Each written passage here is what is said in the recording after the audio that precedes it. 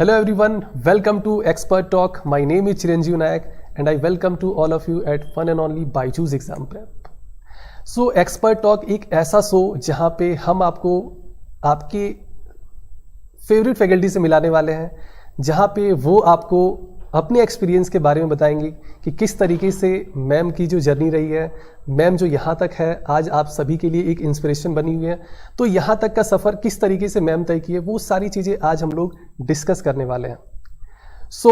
सबसे पहले मैम आप बताएंगे कि आपकी जर्नी किस तरीके से रही है और यहाँ तक जो आप पहुँचे इसके पीछे कितनी मेहनत आपको लगी है ma'am. First of all thank you so much sir कि मुझे अपॉर्चुनिटी दी गई कि मैं अपने स्टूडेंट्स के साथ, व्यूअर्स के साथ अपनी एक लाइफ का ये पर्टिकुलर पोर्शन शेयर कर पाऊँ। So thank you so much sir. जैसे कि आपने मुझसे पूछा कि मैं यहाँ तक कैसे पहुँची और मेरा एजुकेशनल बैकग्राउंड क्या रहा है। सो बेसिकली आप सब मेरा नाम जानते ही हैं, नीलोफर करीम है और मैं यूपी वेस्ट से हूँ सर। और मैंने अपनी ग्रेजुएशन और पोस्ट ग्रेजुएशन दोनों बायोटेक से की है सर। Okay ma'am. और उसके बाद फिर मुझे फर्दर टीचिंग का बहुत क्योंकि पैशन था तो मैं टीचिंग लाइन में गई। फिर मैंने कुछ टाइम बाद अपनी पीएचडी परस्यू की सर और आज मैं यहाँ हूँ। और मैम ये जो टीचिंग लाइन है ये चूज़ करने के पीछे का रीज़न आप बताएंगे एक बार। सर दो रीज़न है। पहला, मुझे पढ़ाना बहुत अच्छा लगता है, एक इनबिल्ट पैशन है। और दूसरा, जब आप किसी के लिए कुछ करते हैं और वो सक्सेसफुल होता है तो वो आप उससे ज़्यादा खुश आप फील होते हैं। That adds on to your glory sir. बिल्कुल मैम। तो उस चीज़ को एक्सपीरियंस करने के लिए मेरे पास जो एक प्लेटफॉर्म था जो मुझे बहुत अच्छा लगता था, with which I was comfortable, was teaching sir. Ma'am ये तो सही है, लेकिन आप ये बताइए कि टीचिंग में बायजूस एग्जाम प्रेप ज्वाइन करने के पीछे का रीज़न एक बार आप बताएंगे। सर प्लेटफॉर्म जैसे कि मैं आपको ऑनेस्टली बताऊं बहुत सारे होते हैं, बट बायजूस एग्जाम प्रेप आपको एक फ्लेक्सिबिलिटी देता है to express yourself. Okay ma'am. आप अपने टीचिंग मोड्स, मेथड्स बिल्कुल फ्लेक्सिबल होकर अप्लाई कर सकते हैं। स्टूडेंट के साथ आप ऑनेस्टली इंटरेक्ट कर सकते हैं, आप अपने ऑनेस्ट रिव्यूज़ दे सकते हैं। एंड इतना हार्ड वर्किंग और डेडिकेटेड एनवायरनमेंट होता है कि you feel like giving yourself 200%। Okay ma'am. Ma'am ये जो टीचर का रोल है स्टूडेंट लाइफ में, ये किस तरीके से और कितना इम्पोर्टेंट रखता है मैम? सर बहुत इम्पॉर्टेंट होता है क्योंकि मुझे लगता है एक स्टूडेंट को उसके पर्सनल लेवल पे फैमिली और फ्रेंड्स और प्रोफेशनल ग्राउंड्स पे अगर देखें तो उसके टीचर्स गाइड करते हैं। एक पॉइंट जहाँ पर वो फेल हो जाता है ये समझने के लिए कि उससे सही और गलत या दो गलत में से ज़्यादा बेटर क्या होगा, तो तब उसे एक्चुअली एक टीचर की ज़रूरत पड़ती है उसे गाइड करने के लिए। वो हर्डल्स, वो बैरियर्स क्रॉस करने के लिए जो वो शायद अपने फैमिली मेम्बर से डिस्कस नहीं कर पाता है, फ्रेंड से नहीं कर पाता है, पर वहाँ उसका टीचर उसे गाइड करता है विदाउट बीइंग बायस। बिल्कुल मैम। मैम बच्चों की तरफ से काफ़ी सारे सवाल आते हैं कि जब बच्चे प्रिपरेशन करते हैं, आप भी कहीं ना कहीं प्रिपरेशन किए होंगे, तो क्या क्या परेशानी आई होगी मैम, आप एक बार बताना चाहेंगे? सर किसी भी पर्टिकुलर प्रोफेशनल लेवल पे जाने के लिए कभी भी वो रास्ता आसान नहीं होता। स्पून फीडिंग तो नेवर वर्क्स सर। मेरे केस में भी बहुत प्रॉब्लम्स आई जब मैंने अपनी पोस्ट ग्रेजुएशन कंप्लीट कर ली थी, तो मैं प्रॉपर स्टेम सेल में मेरा बहुत इंटरेस्ट था सर, मैं उसी से पीएचडी करना चाहती थी। But that time that option was not so popular and available. तो बहुत सारे लोगों ने कहा कि खाली जूलॉजी से कर लो, बॉटनी से कर लो, बट मेरी एक जिद थी कि नहीं, मुझे चाहे कितना वेट करना पड़े मैं स्टेम सेल से करूँगी। And it was after 9 years sir कि मुझे वो अपॉर्चुनिटी मिली और मैंने उसको ग्रैब करा। बट इन बिटवीन वो नहीं होने की वजह से I use to work twice times harder than the other people and still I use to hear कि आपकी क्वालिफिकेशन कंप्लीट नहीं है ma'am, so you really need to get it. तो वहाँ उस लेवल पे आके खुद को प्रूव करना कि मेरे पास डिग्री नहीं है but I am no less, तो वो बहुत करना पड़ता है सर आपको। और मैम जब आप प्रिपरेशन कर रहे थे तो प्रिपरेशन में किस तरीके की स्ट्रेटजी आप कैसे किस तरीके से स्ट्रेटजी बनाते थे, क्या फॉलो करते थे प्रिपरेशन के दरमियान में? कहीं ना कहीं बच्चों के दिमाग में ये एक सवाल होता है कि 8 घंटे पढ़ने हैं, 6 घंटे पढ़ने हैं, 4 घंटे टाइम देना है, इस सब्जेक्ट में इतना टाइम देना है। तो किस तरीके का ये क्या रहा मैम आपकी जर्नी में? सर अगर मैं टाइम की बात करूं या किसी भी एकेडमिक लेवल को क्लियर करने की अगर मैं बात करूं, डेडिकेशन बहुत जरूरी है। एंड प्रॉब्लम्स ना सबके लाइफ में आते हैं sir. There is no one, even a teacher, even an HOD और अ प्रिंसिपल और एनी मल्टी मिलियनर और कॉर्पोरेट गाय, हर किसी को अपनी लाइफ में हर्डल्स फेस करने होते हैं, जहां पर आप जो करना चाहते हैं वो करने की फ्रीडम नहीं होती है। मैं जॉब करती थी तो मैं इतना डेडिकेट नहीं कर पाती थी अपनी स्टडीज़ के लिए, तो मुझे बहुत प्रॉब्लम होती थी। तो मैं मॉर्निंग में क्लासेस लेती थी, फिर इवनिंग में पार्ट टाइम जॉब करती थी, उसको मैनेज करती थी। और मुझे एक ये था कि मुझे दोनों तरफ अपना 100% देना है। मुश्किल होता था बट थोड़ा कॉम्प्रोमाइज़ करके, नींद से थोड़ा हार्डवर्क करके, पर वो हो जाता था। मैम अभी आप जैसे पार्ट टाइम जॉब की बात कर रहे थे, तो कई बार बच्चों के माइंड में एक सवाल होता है कि जॉब के साथ स्टडी, मैम ये पॉसिबल है क्या, और किस तरीके से फिर मैनेज करें इस टाइम को? सब बिल्कुल पॉसिबल है। आपके अंदर डिटर्मिनेशन होना चाहिए। देखिए, to gain something you have to lose something, ये एक बात बहुत ही ट्रूली सेड है सर। और मेरे एक्सपीरियंस में जितने लोगों ने आज कोई पोजीशन हासिल की है, ये बात वो बिल्कुल मानेंगे। अगर आपको कुछ हासिल करना है तो आपको अपना कंफर्टेबल ग्राउंड्स वो छोड़ना होगा, हार्डवर्क करना होगा, थोड़ा कम सोना होगा और डेडिकेशन बहुत ज़्यादा देना होगा। मतलब मैम ये कह सकते हैं no pain no gain. Yes sir, absolutely. तो मैम एक और चीज़ बताएंगे, जैसे कि कंसिस्टेंसी की बात करें। कई बार जैसे हम लोग प्रिपरेशन करते हैं, माइंड डाइवर्ट होता है कि बीच में एक बार चलो अब तो छोड़ देते, अब नहीं होगा मेरे से। कई बार जब बच्चे फेल होते हैं एक बार दो बार, तो फिर उस वक्त माइंड जो होता है कहीं ना कहीं गलत डायरेक्शन में देख सकते हैं आप, कि आपको लगता है कि नहीं, बहुत प्रिपरेशन कर लिए, बहुत टाइम दे चुके हैं, अब मेरे से ये नहीं हो पाएगा, किसी और लाइन में मूव करते हैं। तो मैम उसके बारे में भी बताएंगे एक बार आप? सर मैंने ना एक बार अपने बचपन में मेरे टीचर ने मुझे एक बात कही थी कि Nilofar always remember, wrong options are the most easiest ones to be picked up. तो जो इजी ऑप्शंस होते हैं या रॉन्ग वंस होते हैं जिनमें हम इतना इंटरेस्टेड नहीं होते, वो हमेशा सबसे इजीली अवेलेबल होते हैं सर। और हम सबसे पहले उन्हीं की तरफ जाते हैं क्योंकि उनमें एफर्ट नहीं लगता है और हमें लगता है ठीक है ये नहीं हो रहा तो ये कर लेते हैं। बट जिस टाइम आप यहाँ कॉम्प्रोमाइज कर लेते हैं अपने चॉइसेस में, you fail to achieve something sir. This is what I believe in. तो जब आपको लगे कि ठीक है छोड़ देते हैं, हो ही नहीं पाएगा, जो मेरे साथ भी बहुत बार हुआ है सर, बट लास्ट मोमेंट पे लगता है कि अब नहीं तो कब। अगर आप अब अचीव नहीं कर सकते, अपना 100% नहीं दे सकते, तो फिर कब? अगर ये क्वेश्चन आपके पास रहेगा, हर उस स्टूडेंट के पास रहेगा जो ट्राई करना चाहता है, तो डेफिनेटली वो सक्सीड करेगा। बिल्कुल मैम जैसे कई बार हम लोग प्रिपरेशन कर रहे होते हैं, तो जैसे टाइम को लेकर कि 6 मंथ पहले की अगर बात करें, पेपर से 6 मंथ पहले की बात करें, और पेपर के टाइम की अगर बात करें, तो कहीं ना कहीं जो 6 मंथ पहले वाला टाइम होता है, हम लोग ये सोचते हैं स्टूडेंट लाइफ में कि अभी बहुत टाइम है, और ये सोचते सोचते पता ही नहीं लगता कब जो 5 मंथ निकल जाते हैं, फिर लास्ट के जो 1 मंथ बचते हैं वो टाइम मैनेज हो पाना थोड़ा मुश्किल हो पाता है। फिर वहाँ हम लोग सोचते हैं कि अब इस टाइम को किस तरीके से मैनेज करें, कौन से सब्जेक्ट में, कौन से पेपर में कितना टाइम दे अब।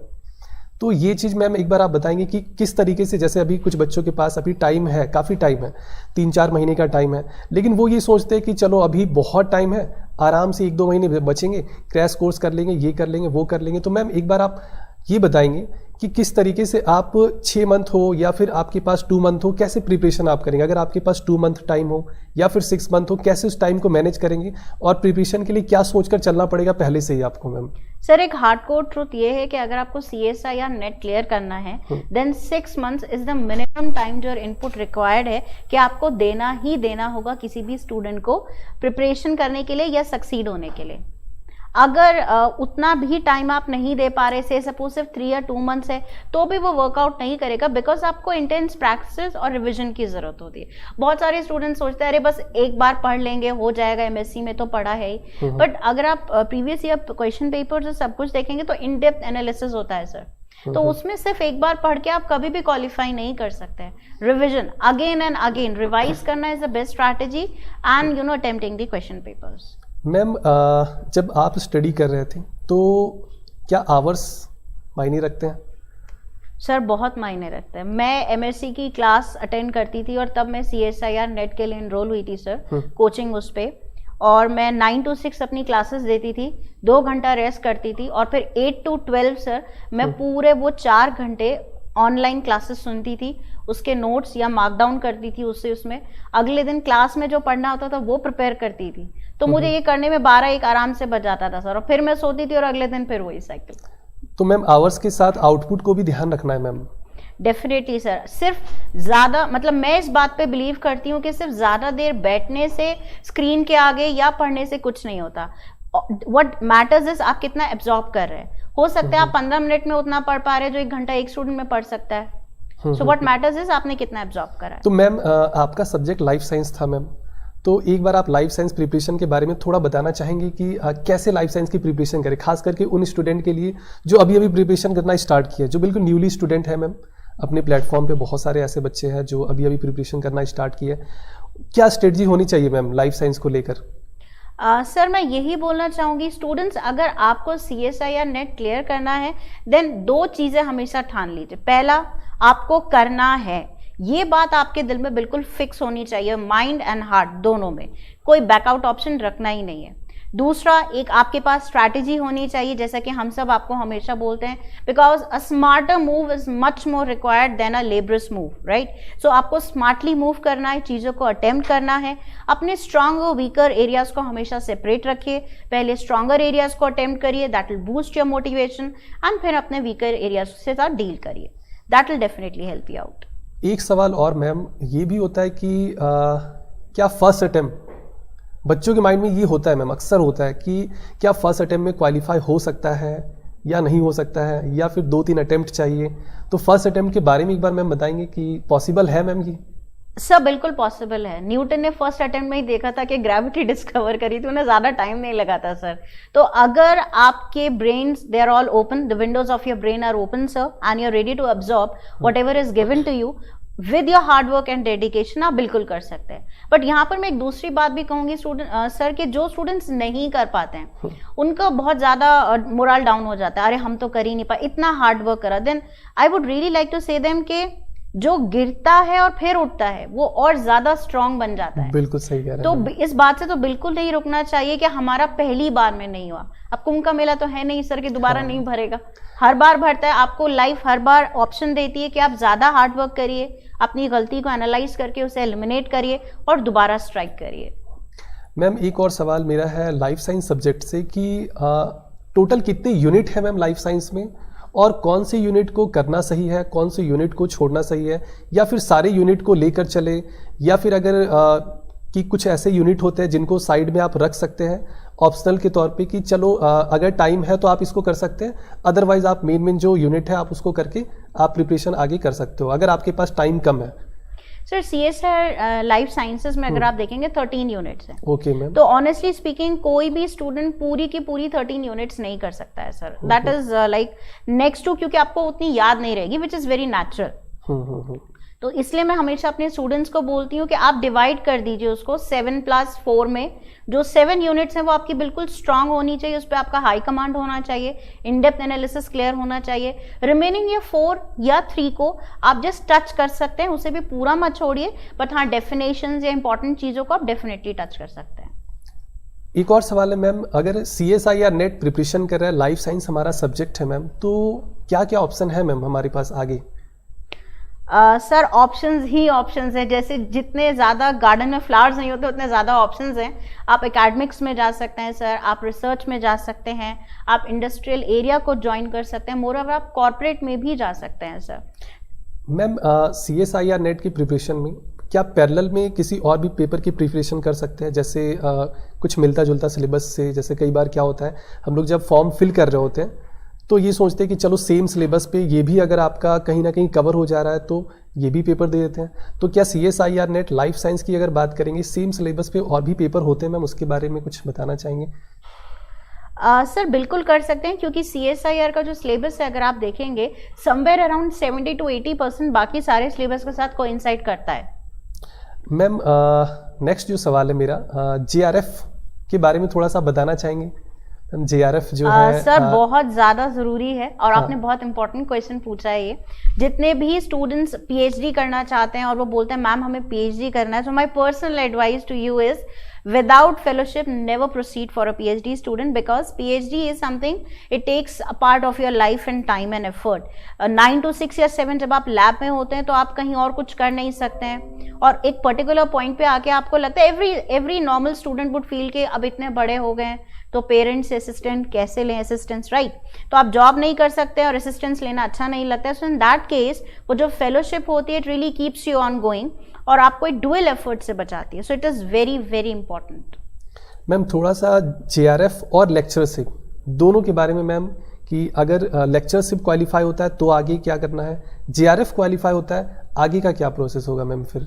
सर लेक्चरशिप अगर किसी का क्लियर हो जाता है तो डेफिनेटली आप एकेडमिक्स में अप्लाई कर सकते हैं, you can join as an academic teacher और अ प्रोफेसर और a lecturer, because basic level आपका लेक्चरर से स्टार्ट होता है तो आप वहाँ से स्टार्ट कर सकते हैं। अगर आप JRF एज आपने क्लियर करा है तो आप किसी भी, जैसे कि मैंने कहा, लैब में ज्वाइन कर सकते हैं as just a JRF fellow.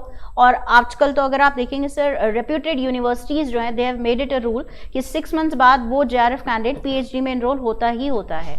सो वहाँ से आप इनडायरेक्टली अपनी PhD के लिए भी प्रोसीड कर सकते हैं and you can have a fellowship. Ma'am अभी जून 2022 में पेपर होने हैं, है ना, जून जुलाई में, तो बहुत ज़्यादा टाइम नहीं है, तो उन बच्चों के लिए मैम प्रिपरेशन के लिए कोई एक छोटी सी स्ट्रेटजी, कि क्या स्ट्रेटजी होनी चाहिए अब जो आपके पास मेरे ख्याल से लगभग 2-3 मंथ का टाइम है, क्या होना चाहिए मैम इसमें, किस तरीके से बच्चे प्रिपरेशन करें, क्योंकि यूनिट बहुत सारे हैं मेरे ख्याल से, जो आप बता रहे हैं 13 यूनिट है। Yes sir. 13 यूनिट मैम इतना आसान तो नहीं है मैम, है ना, तो 13 यूनिट इतना आसान नहीं है, तो किस तरीके से प्रिपरेशन को थोड़ा सा इजी बना सकते हैं मैम हम लोग? सर बिल्कुल बना सकते हैं। सबसे पहले तो मैं ये कहना चाहूँगी कि बहुत सारा सब कुछ पढ़ने की जो जिद होती है ये नहीं होनी चाहिए। One has to be smart and cut short down, कि क्या बिल्कुल वेटेज के हिसाब से, जैसे मैं हमेशा कहती हूँ, इन्वेस्ट करना चाहिए स्टूडेंट को। जिस पर्टिकुलर यूनिट से सबसे ज़्यादा क्वेश्चंस आते हैं, ज़्यादा मार्क्स के आते हैं, उसको आप पहले पढ़िए, उसमें उतना इनपुट दीजिए। जहाँ आपको लगता है कम क्वेश्चंस आते हैं उसको आप उसी लेवल से स्टडी करिए, रेगुलरली स्टडी करिए, ब्रेक बिल्कुल मत दीजिए and side by side mock test papers and previous year question papers जरूर पढ़िए। मैम आप अपनी प्रिपरेशन के दरमियान प्रीवियस ईयर पेपर का रोल बताएंगे मैम? प्रीवियस ईयर पेपर का आखिर कितना रोल था? सर काफ़ी सारा रोल था, क्योंकि मुझे जब कोई स्टूडेंट पहली बार पेपर देता है, जैसे मैं थी, तो मुझे आइडिया ही नहीं था, मुझे लगता था जैसे बुक में जो कुछ लिखा है सब आ जाएगा। बट जब मैंने क्वेश्चन पेपर्स देखे तो मुझे पता चला कि ओके, फ्रेम ऑफ क्वेश्चंस इस तरह से होता है, ये जो फॉर्मूला मैंने पढ़ा है इसको इन 3 डिफरेंट वेज में पूछा जा सकता है। सो वो एक फ्रेम नेटवर्क बन जाता है और आपको पॉसिबिलिटी पता चलती है कि आपको क्या क्या क्वेश्चंस देख सकते हैं आप। तो मैम प्रीवियस ईयर पेपर के बिना कह सकते हैं कि मुश्किल है मैम, जब तक आप प्रीवियस ईयर पेपर नहीं देखेंगे तब तक ये कैसे आइडिया लगेगा कि किस तरीके के क्वेश्चन पूछे जा रहे हैं, एग्जामिनर क्या चाह रहा है आपसे? Sir previous year question papers are like, वो अर्जुन को डायरेक्ट किया था ना वो तोते की आंख में मारने के लिए, तो वो डायरेक्शन, वो फोकस देते हैं आपको। ठीक है मैम, ये तो सही है। एक और बात मैम, मॉक टेस्ट का कितना बड़ा रोल होगा मैम? बच्चे मॉक टेस्ट नहीं देते, एक भी प्रैक्टिस नहीं करते हैं, डायरेक्ट आ जाते हैं मैदान में, तो बिना मॉक टेस्ट के मैम पेपर आप बताएंगे क्या है? सर एक होता है कि ओवर कॉन्फिडेंस जो हमेशा इंसान को कहीं ना कहीं नीचे गिराता ज़रूर है। तो जिन लोगों को लगता है कि हमें प्रैक्टिस की ज़रूरत नहीं है, हमें एनालिसिस की ज़रूरत नहीं है, तो वही लोग ये काम करते हैं, because self analysis sir life के हर एस्पेक्ट में, हर पार्ट पे और हर स्टेज में बहुत ज़रूरी होता है। मैम स्टूडेंट लाइफ में खास करके ये चीज़ ज़रूर होता है, जब आप मॉक टेस्ट देते भी हो, कुछ ऐसे भी होंगे कैंडिडेट जो मॉक टेस्ट देते होंगे, तो वो ये सोचते हैं कि एक बार मेरा सिलेबस पूरा कंप्लीट हो जाए देन फिर हम लोग मॉक टेस्ट देना स्टार्ट करेंगे, और ऐसा सोचते सोचते वो 2-3 साल भी निकाल लेते हैं मैम। सर अगर आप मुझसे पूछें तो मैं ये कहना चाहूँगी कि साइड बाय साइड देना चाहिए। बिल्कुल मैम सही कह रहे हैं, क्योंकि कहीं ना कहीं अगर आप एक मॉक टेस्ट देते हो, एक क्वेश्चन बन रहा है, 2 क्वेश्चन बन रहे हैं, कुछ तो बन रहा है ना मैम, तो ये देखा जाए तो कहीं ना कहीं अच्छा ही है। जो कि मॉक टेस्ट देते नहीं मैम, आप उन बच्चों के लिए खास करके जो मॉक टेस्ट नहीं देते हैं उनके लिए मैम, क्योंकि जून में पेपर है, बहुत ज़्यादा टाइम अब आपके पास बचा नहीं है, तो मॉक टेस्ट से कहीं ना कहीं जितना ज़्यादा प्रैक्टिस कर सकते हो उतना अच्छा है। और लाइफ साइंस के बच्चे हैं तो कहीं ना कहीं आपकी बात तो मानेंगे, आप कहीं ना कहीं लाइफ साइंस के बच्चों के लिए एक तरीके से कह सकते हो कि भगवान की तरह हो मैम। सर भगवान तो नहीं, पर भगवान जूनियर भी नहीं है कहीं भी नहीं है, बट हाँ डेफिनेटली उनके मैसेंजर ज़रूर हैं। एक टीचर के लिए उसका स्टूडेंट उससे सबसे बड़ी वैल्यूबल एसेट होती है सर, जिसमें वो बहुत इन्वेस्ट करता है, दिल से करता है। जब उसका स्टूडेंट जीतता है तो कहीं ना कहीं वो टीचर जीतता है सर। सो मैं अपने सभी स्टूडेंट्स को ये बोलूँगी रिगार्डिंग मॉक टेस्ट कि ये सेल्फ एनालिसिस है, this is like challenging your self, and CSIR net वो ही क्लियर करता है जो खुद को चैलेंज करने की बोल्डनेस रखता है। So you will have to go for it. और मैम नोट्स जैसे आप जब स्टडी कर रहे थे मैम, तो नोट्स किस तरीके से बनाते थे मैम, और रिवीजन किस तरीके से होता था मैम? नोट्स के बारे में आप बताएंगे, क्योंकि बच्चे नोट्स को लेकर भी काफ़ी परेशान होते हैं कि नोट्स कैसे बनाना है, किस तरीके से रिवीजन करना है पेपर के टाइम में, कौन से वो पॉइंट है जो हाईलाइट करते हुए चलने हैं। तो सर मैं आपसे ऑनेस्टली बोलूँ तो मैंने कभी भी नोट्स नहीं बनाए। मुझे जो भी पीपीटीज, क्योंकि मैंने पर्टिकुलर कोचिंग सेंटर से कोचिंग लिया था, हाँ। तो मुझे वहां से जो नोट मिलता था मैं उनका या तो प्रिंट आउट निकाल लेती थी, उसमें मार्क करती थी, या अगर पीपीटीज है तो उसमें हाईलाइट कर दिया। बट मैंने अलग से कभी कुछ नहीं लिखा, because I believe it's a share wastage of time. क्योंकि जिस प्लेटफॉर्म अच्छे प्लेटफॉर्म पर आप हैं, वो आपको ऑलरेडी जो प्रोवाइड कर रहे हैं they are concise note only. तो वो तो एक दिल का वहम होता है कि हमने लिख लिया सजा के कॉपी में, that is nothing more than that. बिल्कुल मैम, सही कह रहे हैं। तो मैम एक दो सवाल और मेरे बच्चों की तरफ से खास करके जी सर, कि जब आप प्रिपरेशन कर रहे थे मैम, तो कहीं ना कहीं आप सिर्फ और सिर्फ CSIR नेट पे फोकस था, या फिर आप साइड में कुछ और भी लेते हुए चल रहे थे कि चलो ये भी कर लेंगे, अगर मतलब कुछ सेकंड वे कह सकते हैं आप सोच के चले थे, या कि आपको सिर्फ CSIR नेट ही टारगेट करना था कि नहीं एक ही जगह पे जाना है जहाँ पे भी जाना है? सर मेरी पहली प्रायोरिटी CSIR नेट ही थी, क्योंकि 12-1 बजे के बाद कुछ और बचता नहीं था सोचने के लिए, ना एनर्जी ना टाइम। तो मुझे ये था कि अब मुझे जितना भी इन्वेस्टमेंट देना है, जो भी देना है, वो मुझे इसी जगह देना और इसी को क्वालिफाई करना है। Okay ma'am. सो मैम बच्चे जून पेपर के बारे में भी खास करके पूछ रहे हैं कि जून में जो पेपर होने वाले हैं वो कब होंगे और कितना टाइम लगेगा उसमें। ये कुछ बच्चों के सवाल हैं कि कब तक वैकेंसी आएंगे, और क्योंकि अभी कोविड की वजह से मैम गैप बहुत ज़्यादा हुआ है, काफ़ी टाइम के बाद अभी पेपर भी हुआ 2-3 महीने पहले, रिजल्ट भी कुछ के आए, अच्छे आए, और कहीं ना कहीं जो कोविड वाला जो टाइम रहा मैम, जो बच्चे यूटिलाइज़ किए उनका रिजल्ट भी हुआ है मैम। इस बीच में क्या था, कुछ बच्चों के माइंड में ये भी चल रहा था कि अभी फॉर्म आ ही नहीं रहे, जब फॉर्म आएंगे तब देखेंगे, और इतने में पता ही नहीं लगा कब फॉर्म आए, पेपर हो गए। तो इस वजह से भी बच्चे बहुत ज़्यादा परेशान है कि इस बार भी पेपर होंगे नहीं होंगे, और ये सोचते सोचते उनका टाइम भी निकल रहा है। तो बच्चे ये जानना चाह रहे हैं मैम कि जून का जो पेपर है वो कब होगा नहीं होगा, कब फॉर्म आएंगे, थोड़ा सा उसके बारे में कोई आइडिया मैम? एक्सपेक्ट हम सब यही कर रहे हैं कि मे बी नोटिफिकेशन जल्दी आउट हो सकता है, although there is a other side rumor as well, students के शायद ना निकले, so it all depends because these are our inner controversies, so we can't really say about it। but एक चीज जो हम अपने end से हमेशा कर सकते हैं student, that is being prepared। तो आपको अपनी preparation हमेशा on रखनी चाहिए, because अगर notification आ जाए, form release हो जाए, तो आप ready रहने चाहिए exam देने के लिए। and trust me, knowledge never goes waste। अगर आप ये exam नहीं आया, notification नहीं आया, इससे मिलते जुलते और बहुत सारे notifications है, आप उन्हें क्लियर कर पाएंगे। एंड मोर ओवर जब आप किसी पर्सनल इंटरव्यू में जाते हैं स्टूडेंट्स, सर जैसे अभी बहुत सारे स्टूडेंट्स ने CSIR नेट, LS और GRF क्लियर करा है, तो जब इंस्टीट्यूट्स इनको हायर करते हैं तो वो पर्सनल इंटरव्यूज लेते हैं, PI। सो बेसिकली वहां पर वो चेक करते हैं कि आपकी क्या नॉलेज उतनी है। तो अगर आपने CSIR के लिए प्रिपेयर करा है students, trust me it will never go waste, you will answer like this when he will ask. Ma'am एक और सवाल है मेरा, स्टूडेंट जो प्रिपरेशन करते हैं ना मैम, वो रूटीन को लेके बहुत ज़्यादा परेशान होते हैं कि डेली रूटीन हमारी ये होनी चाहिए, 1 घंटे इस यूनिट में देना है, 2 घंटे इस यूनिट में देना है। तो रूटीन को लेके मैम क्या स्ट्रेटजी होनी चाहिए एक बार? सर रूटीन मैं हमेशा 2 स्टूडेंट्स के हिसाब से बनाती हूँ। एक वो बच्चे जो बिल्कुल घर पे हैं या सिर्फ कॉलेज जाते हैं, और एक वो लोग जो जॉब कर रहे हैं, बिकॉज हमारी मैक्सिमम पॉपुलेशन ऐसी भी है जो जॉब करते हुए प्रिपरेशन कर रही है, और दोनों ही तरफ बहुत सारा बर्डन होता है। तो उस केस में मैं कहूँगी कि उन्हें अपना मैनेजमेंट खुद करना होगा। जैसे हम अपना स्टूडेंट्स शैम्पू टूथपेस्ट खुद अपनी पसंद से सेलेक्ट करते हैं ना, और उसमें किसी से नहीं पूछते हैं, बिल्कुल, because that is your preference, right. तो CSI अगर आपकी प्रेफरेंस है तो आप उसका टाइम टेबल भी खुद ही सेट करेंगे। मैं या सर आपके लिए नहीं सेट कर सकते, यस। बट हम एक चीज में आपको जहां हेल्प और डायरेक्ट कर सकते हैं वो ये है कि आपको मिनिमम 2 to 3 आवर्स निकालना होगा, या तो आप अर्ली मॉर्निंग उसको शेड्यूल कर लीजिए या आप लेट नाइट कर लीजिए, बट करना आपको होगा।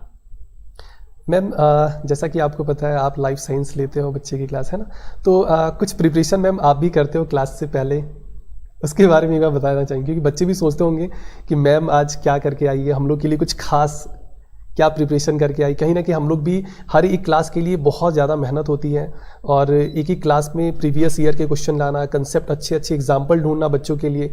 तो मैम कितनी मेहनत होती है मैम एक क्लास के पीछे? सर मुझे 9 to 10 ईयर्स हो गए हैं पढ़ाते हुए, और आज भी जब मैं क्लास में जाने से पहले एक रात पहले मैं पूरे 2 घंटा लेकर बैठती हूँ ये देखने के लिए कि क्या नया इसमें इनकॉर्पोरेट हो सकता है, ऐसे क्या डायग्राम्स है, क्योंकि हर स्टूडेंट का बैच और लॉट अलग होता है। तो मेरे पास जो इस टाइम बैच या लॉट है वो किस डायग्राम को ज़्यादा अच्छे से समझेगा, एक ही डायग्राम को 6 अलग तरीके से रखना, क्वेश्चन सॉल्व करवाना, उनकी मेथडोलॉजी उनके ईज लेवल पे आना, तो उसमें एक टीचर जो है सर ज़्यादा पढ़ता है एक स्टूडेंट से। बिल्कुल मैम, सही बात कह रहे हैं मैम। और अब जाते जाते मैम एक बच्चों के लिए कुछ टिप्स, ट्रिक, एडवाइस आने वाले पेपर के लिए।